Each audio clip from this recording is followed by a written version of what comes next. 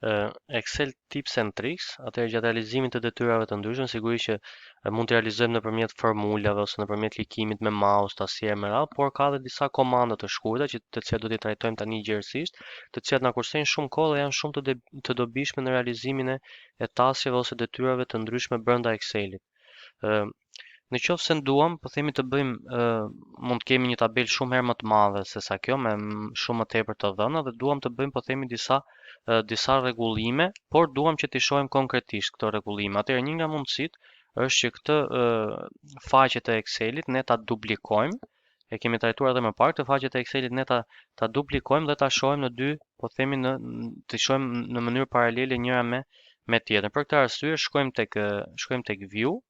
Pasi klikojmë këtu, japim një window dhe ajo na e ka duplikuar, por të gjitha veprimet që ne bëjmë tek njëri sheet pasqyrohen automatikisht tek sheeti tjetër. Pra nuk është se është duplikuar si file, thjesht na jep mundësi që të njëjtin file ta shohim në dy versione. Pra ta shohim përballë njëra tjetrës. Dhe pasi jemi këtu tek view, i japim arrange all dhe këtu mund t'i shohim vertikalisht ose horizontalisht si ne të duam. Pra, në momentin që unë këtu bëj një ndryshim, po themi nga 30-20, automatikisht pasqyrohet sepse është i njëjti file, vetëm se paraqitet në dy versione, pra të dy paralel njëra me tjetrën.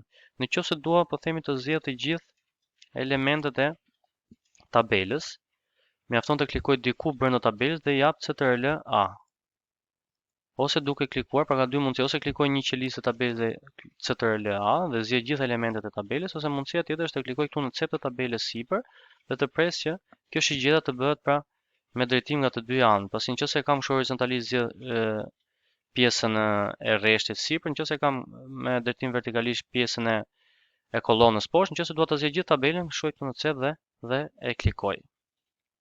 Tjetër, në qoftë se dua Exceli vet na jep mundësinë që ne të kemi disa file, po themi që janë falas. Shkoj tek file, pra disa template që janë falas, në moment që klikoj këtu more templates, atëherë këtu kam disa template që unë mund t'i përdor. Pra i kam të gatshme dhe mund t'i përdor direkt, janë template të cilat janë falas dhe mund t'i përdorni, po themi në varësi të interesit që mund të keni, janë tabele të ndryshme, mund të jenë grafike me radhë, supozojmë klikojmë ose mund t'i dodhi një agent, kalendare e tjerë, pra mjafton ta klikojmë dhe hapet automatikisht. Pra të gjitha këto qelizat janë të ndërtuara dhe ne thjesht këtu mund të shkojmë dhe të vendosim, po themi, një event që kemi me datë 10. Supozojmë strukturim. Mund të shënojmë edhe këtu mund të shënojmë, po themi, orën. Mund të shënojmë, më falni, datën, orën e me radhë, pra në varësi të asaj që ne duam të shënojmë. Në qoftë se dua të kaloj, po themi, një rresht, ta kaloj në formën ose në trajtën e një kolone.